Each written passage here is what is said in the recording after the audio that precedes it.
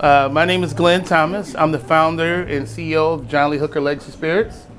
Our brand is called Boogie Chillin' Bourbon. And so right now we have one release. And later on this year, we're going to come out with our second, and then we're doing a couple special releases. So I'm holding those out to try and get another invite back here. So I'm going to get those to you a little later. You know what's coming. Yeah. But, we're going to taste the bourbon. So if you can hold off on tasting it right now, we're going to go through it.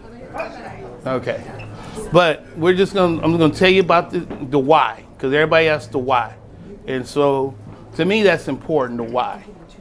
Because the why is what made me come out from California to Nashville this week. The why is why every day I wake up thinking of ways to move this thing forward. My why is my grandfather, John Lee Hooker, the legendary blues singer. I call him, he was granddaddy to me. I'm the oldest grandchild. But my grandfather was, with him, it was like, come on, I listened, I knew what to do. But I was this little road dog. And so he would come pick me up on the weekends, and I would go out there with him. And he told me, every man must work for what they get. And so my job was Saturday morning we would get up, go to the P.O. box, get his mail, and I would sort it for him, go through it, and do all this stuff for him. And to me, it was just, wow, my grandfather is really trusting me with this. At the time, I didn't know my grandfather couldn't read. And so he was using me as a buffer to go through a lot of stuff.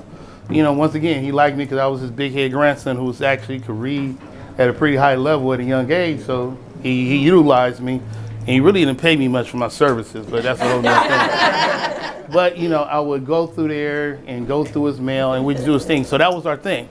And so I wanted to do this because, one, he was more like my father to me. He was my dog. My father wasn't in my life, so my grandfather stepped in there, and he was always there. He was my northern light. Because every time I was going to do something stupid growing up in East Oakland, what would John Lee say? What would John Lee? Because that's the call. I never wanted to call my grandfather or my mother with anything that I've done that would embarrass them. So when I was 21, and this is where the bourbon come in, and I'm going to tell you one story, and I'm going to tell you why it's important, because I was just a 21-year-old at the time who knew everything. Like every other college student, I was broke because my management skills of money was terrible. If I got money on Monday, by Thursday was gone. So, yeah. So 21, I say, hey, let me call the person who got the most money that will give me something. Hey, Granddaddy, how you doing? Guess who turned at 21, Granddaddy? I'm going to come see you. Why you come to see me? It ain't my birthday. Okay. All right, Granddaddy was a little petty. So he's a little petty. And so, listen here, old man. He called me boy, and I called him old man. Listen here, old man, I'm coming to see you. It's my birthday. I'm coming to see my granny on my birthday. Come on. And you know why I'm coming. I need some money. So I get out there, and so he's like, okay, you 21 now. I can have a drink with you. Granddaddy. Unfortunately, Granddaddy, this was not my first drink. I've had one drink to her before. He said, well, you never had a drink with me, boy, so come on. And so I'm like, okay. And as a 21-year-old, that was more of a bother than when I look back at it now. That was the thing that he wanted to do. 'Cause I have a grandchild. And so I know I bought my grandson, he was born in 2010. I bought him a bottle of wine the same year. It's come from Carter Cellars. At 21, I'm going to open up that bottle with him. Because my grandfather wanted to have that drink with me because that was him welcoming me into manhood in his mind. But of course at 21, I needed the money and I was trying to go. So he poured me a drink and poured in a little glass, my glass over there, but poured in a little rock glass. And the first thing I said, because I'm 21 and I know everything, where the Coke and Ice? And I'm like, come on, man, you don't know how to drink. I went to Chico State. I know how to drink in my mind. So, and he said, no, that ain't how we drink it. He said 2 fingers and a splash of water. So I'm like, okay, let's do this. I need this money. So let me do this. So we pick up our glass. So it's him, my uncles, and a couple of his friends. And they pick up a glass. He's like, "They happy birthday." Before Glenn get out his mouth, I shoot it because once again, I want Chico State, and I know I was a professional drinker in my mind. And so I hit that bourbon, and when I tell you, I'm not a hairy person at all, but I turned into Fred Williamson and Jim Brown. Everybody, the chest. I had a lot of chest hair at that moment from that one drink, and I'm like, "Oh, this is terrible. I don't want any more. No more." And he said, "Well, you haven't had a drink with me." I said, "I drunk mine. Y'all didn't drink, y'all was slow." He said, "No, you didn't have a drink with me." He said, "You can go home if you want to, but you didn't have a drink with me." So had to make a business decision because I couldn't go home because I didn't have enough gas to get back home. So he poured me another one. I'm like, okay. And so this time, he get my drink, and I'm like, okay, let's go. I know now. And he like, "Sit the glass down, boy." I'm like, "Huh? Okay, I sit the glass down." He said, "Relax. Just relax, Glenn." I'm like, "Okay, I am relaxed, Granddaddy. I gotta go. Somebody's meeting me over there. I gotta go." He said, "Relax, boy." He said, "Pick it up and smell it." I'm like, "Oh, you don't know that." I smell it, and I'm like, "Oh, it smells, whatever." He said, "Sit it back down." He said, "Now I want you to relax. Hold your breath and just sip a little bit and blow it out and just sit the glass down." I'm like, this don't make, in my mind, it makes no sense. It's gonna taste terrible. No, if I drink it fast, I can get over with. So I did what he said, and I drank a little bit. And I'm like, "Oh, okay, wasn't that bad? Okay, that bad." He said, "Sit the glass down now, boy." He said, "Just relax." He said, and what he was doing, he was teaching me how to pace myself. He was teaching me how you ain't got to rush everything, boy. And so I'm like, he said, "Come on, let's go for the second one." Went in for the second one. Oh, yeah. I said, "Okay, it's pretty good. Put the glass down, boy." And we started talking. And we are talking. He said, "Okay, now pick it up again now." And so then it was gone. I was like, "Okay, it wasn't that bad." And he said, "That's life, boy." I'm like, "Life? What you mean that's life?" He said, "That first drink, you was in a hurry. You was anxious. You was rushed. And you crashed and burned. You didn't enjoy it. That second drink, you took your time. You savored it. And you enjoyed it. Slow down, boy, and enjoy life." And I'm like, "Okay, can I have my money now?" That was it. And so it didn't hit me until I had my first child. 4 years later, at 25, I had my first child, and I was lifing, that boy, and everybody was just killing me, working and everything. And I remember I'm talking to my granddad. I said, "Granddaddy, I get it now." He said, "You get what?" "When you told me when you're drinking a bourbon to slow down and take your time." I said, he said, "I said that to you?" I said, "Yeah." He said, "Oh, yeah. Slow down, boy, you go too fast," and hung up on me. So the relationship I had with my grandfather was one of, he was my hero. He was just he was a friend. But as I got older, I wanted to learn more about him because, young kid, you don't know anything about him.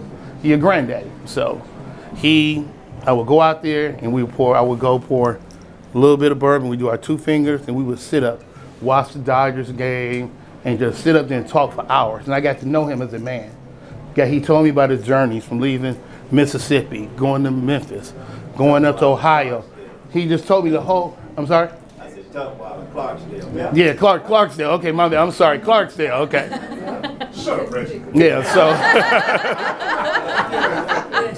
I got to know him as a man. And, if I have issues going on in life, we would sit up there and talk. And, "Yeah, boy, you're going to be all right. You're going to be all right. You ain't dead, so you'll be all right." And fall asleep on me and wake back up, we keep talking. So I want to do something to honor him because my grandfather, like I said, he couldn't read or write. So he got taken advantage of a lot in his career early on. So he lost a lot of publishing and things like that. He fought to get it all back. And so I was living with him that time when I was 9th, 10th grade, living with him. And I saw what he had to do to get it back. So when he had died in 2001, he left an estate for our family for generational wealth. Mm-hmm. After 20 years, I call them Gen 1, they decided to sell the publishing. And when they were telling me they were selling the publishing, a lot of my relatives got upset with me because I called and told them how to think, what I felt about it. And yeah, it wasn't a good conversation because I told them, I said, you guys don't know what he went through to get this. And he didn't want it sold. So they sold it. And I wanted to figure out a way to honor him. I can't play the guitar. I wasn't blessed with that. But I can drink bourbon, and I know bourbon.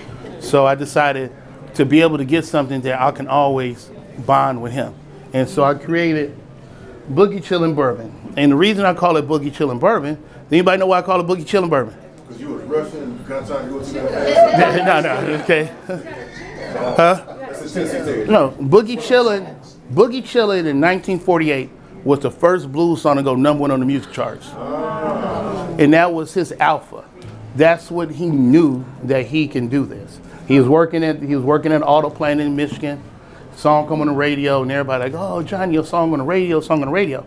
And then the people who worked there, I mean, it was dancing and everything, but his boss came out and said, hey, what's all this noise in here? Y'all need to be working.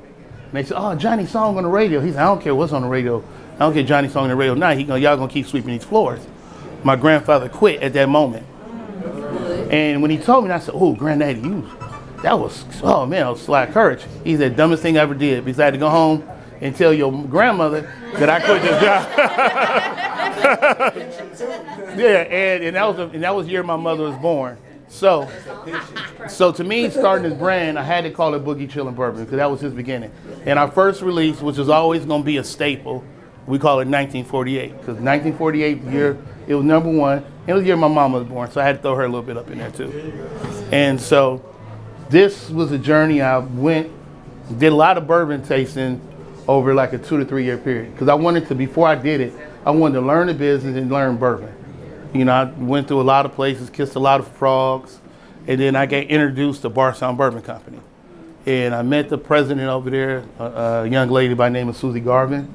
And Susie, I told her my story, and I said, look, Susie, I can't buy 100 barrels or 200 barrels, but I will be able to buy them in the future, so get with me now. And she said, okay. She said, okay, Glenn, I will sell you 1 barrel of 100 barrels. You got to do one condition. Her condition was that I had to come to Kentucky and come to the distillery and go through it. She wanted me to experience it. And I'm like, oh, what, come to Kentucky, drink bourbon? Oh, bet. So cool.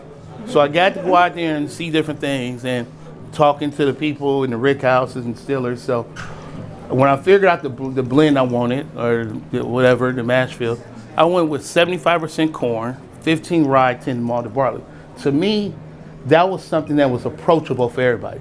So if you got a bourbon steward over there like this young lady over there, or a novice bourbon drinker, this is something they can still be approachable to them. I went 100 proof because to me, you had to go 100 proof, bottled and bond. And this is technically bottled and bond, but I didn't know that at the time. So I didn't put it on the label. And then when they told me that, they said, okay, put it on your label. They said it'll be a 4-week turnaround. I put it on next run. So we didn't put it on there.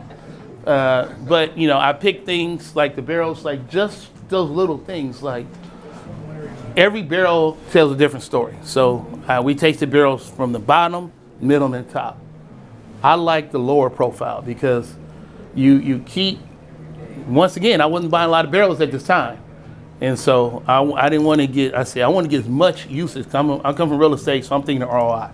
So I picked the ones at the bottom because they had less angel share, and they had a more milder flavor. So I knew I was coming down to 100 proof, and it was, I call it candy in the bottle. What we want to do is, I always tell people, just hold your breath, kiss it against your lips, and just swallow a little bit and blow it out your mouth. Because the oxygen, ethanol equals burn. I learned that at Chico State. So I did stay up in science class that day. You get those sweet notes coming down, and when you blow it out, you get that nice, mild. To me, it's that caramel. Like I said, it's candy in the bottle. So it's a way for me to eat candy all day without eating candy all day. So I don't get the sugar, I just get bourbon. So, because one thing about bourbon, what's one thing about bourbon? Natural, no fillings, no nothing. American made. And so another thing why I pick bourbon, people say, oh, you know, because my grandfather is an American legend. Rolling Stones, Eric Clapton, the Animals, they opened for him. They used to hit his songs. ZZ Top, they all remade his stuff. He's an American legend. So why not go with the true American spirit? No other spirit is America but bourbon. So we went with bourbon for that. The American legend and the American spirit. And to me, like I said, I'm a high proof person because I think high proof gives you all the notes, and also when you're making cocktails. And so the next one we're going to come out with we finalized the label. We're going to TTB. We're submitting them this week. The next release is going to be called Boom Boom. Boom Boom is going to be cast strength. We're going cast strength. But we also, this is the great thing right here. Being in Nashville, you guys are going to really appreciate this. I reached out to a company that's been doing business with my grandfather for years. I reached out to Gibson and said, hey, I'm doing this and I would like to honor 4 guitars that my grandfather played, And so I hit them up. I said, this is what I want to do. They said, okay, let's do it. And they said, okay, let's send you over the release and all this. And so I sent it over to my attorney. I'm saying, let me send them an attorney and read this for me. I said, make sure they ain't trying to steal nothing. I don't think they're going to try to steal my brand or something. And I sent it over to them, and then my attorney never calls me, right? He just always go back and forth email. He calls me I'm like, oh, what are you calling me for? Hey, what's going on? How did you get them to do this? I'm like, do what? He said they gave you full IP with no charge. Wow. I'm like, he said, how you do that? I said, I asked him. I told him. Yeah. Right. And so we're going to come out. We're going to honor 4 guitars that he played. This is something that I entered into not knowing what I wanted or not knowing what I'm doing. I know what I wanted, but not what I'm doing. And I came across great people in this journey. But this is my story in the glass. And I know she going me. And I tell you, I was going back to tell you another story. I mean, I tell you, I was my grandfather. I was clueless. I was clueless, but I was in my mind. I was the smartest person in the room. What you laughing at? Whatever, man. So, and so we at 12, somewhere between 11 and 13, somewhere around. My grandfather would come pick me up. Like I told you, I was his little mail boy. And so he come pick me up on a Friday earlier than he normally picked me up. And so I'm like, Granddad, why you picking me up so early? I'm like, I'm about to play street football. Back then, we played outside. And so I'm like, why you picking me up so early? He said, I'm going to see some of my friends play. We got to go now. I'm like, oh, Granddad, can you come get me afterwards? No, you're going to get in this car. I'm going to leave you. So I ran and got in the car. So I grew up in East Oakland. And so we're driving. So we pull into the Oakland Coliseum. I'm like, why are we at the Oakland Coliseum? I thought we'd come see some of your friends play. Who you know at the Oakland Coliseum? That was my idea. And so I'm like, okay. So he just said, boy, just get through here. So we pull in there. And I'm like, okay, we walk in. And these people walking up to him. A guy come to the car, get his guitar at the trunk. And he's walk up to him. Everybody just walking, touching him. Like, oh, my God. I'm like, get it. Then we get up in there. And this tall, skinny guy with an accent walk up. Hey, Johnny, I'm glad you can make it. And hugging on my grandfather. Grandfather laughing and giddy. I'm like, who is this man right here? Why are you laughing and giggling? And then the guy said, and my grandfather said, hey, how you doing? Mick, this is my grandson, Glenn. Glenn, this is Mick. I'm like, how you doing, Mr. Mick? No idea. So I'm like, okay, and they talking. And he said, come on, we got to go see. Keith is going to love it. Keith is going to shit his pants. You hear, blah, blah, blah. I'm walking. So we go into a dressing room. I see a lot of Tennessee whiskey around, some open, some empty, some poured upside down. And a lot of women, a lot of people in there. I'm like, and I see this old white guy laid on the couch. I'm from Oakland, so I've seen a junkie or a dope fiend before once twice in my life. And I'm like, this dude look like he dead in my mind. And all of a sudden, Mick said, Keith, Johnny here. He just pop up. Oh, he run and grab my grandfather, kissing him on the cheek. And he said, who's the little man? How you doing, little man? I'm Keith. I'm like, how you doing, Mr. Keith? I'm Glenn. So then they go in, and my grandfather, once again, the great grandfather and protector he is, he said, hey, Keith. He said, Keith, anything in your dressing room while I go? He leave me in the dressing room with Keith Richards. And so, everything going on, I'm sitting back there, and so this lady was talking to me. And as I look back at it, they probably told her, go watch him. He's here. And she was one person. So she said, how do you she said about how you feel about your grandfather asking all these questions. I'm like, what you mean? He granddaddy, he just whatever. I was going to be playing street football. I don't want to be here. All this loud music and da-da-da, it's crazy. And he said, do you know how they know each other? I'm like, lady, no. I don't know nothing. I'm just here. And so she said, here, come out here. I want you to see something. So she take me to the side of the stage. This is the Oakland Coliseum, the arena. Grass, people's out there for miles, it seemed like to me.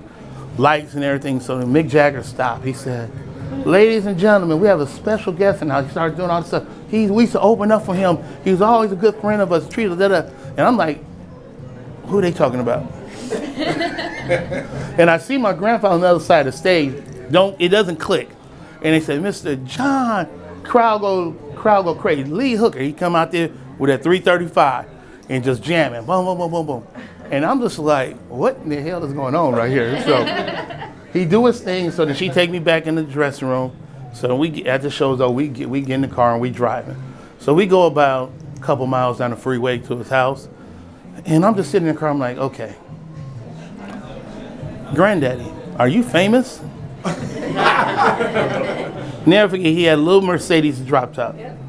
I'm a motherfucking star. And so Yeah, baby. I had no rebuttal, so I didn't say nothing else. I just closed my eyes and slept a 30-minute trip to his house. Yeah, and so, that is why I do what I do. I had to get his legacy. I had to keep it in my family because once you lose it, it's hard to get it back.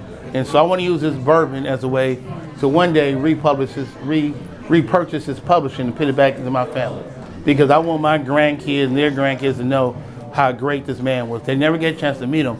Fortunately, my kids got to meet him, and he didn't cuss. He didn't. I'm not saying I'm wrong. He didn't. My grandfather didn't cuss, which was crazy. Every time I tell the story, he cussing, but he didn't cuss. In my mind, he was cussing. But so my kids got to run around the house, get on his nerves, and all of this because every day he got up, he put his button-down shirt on, his slacks, and his blazers, because he said bluesman is always sharp. And so that is why I do what I do.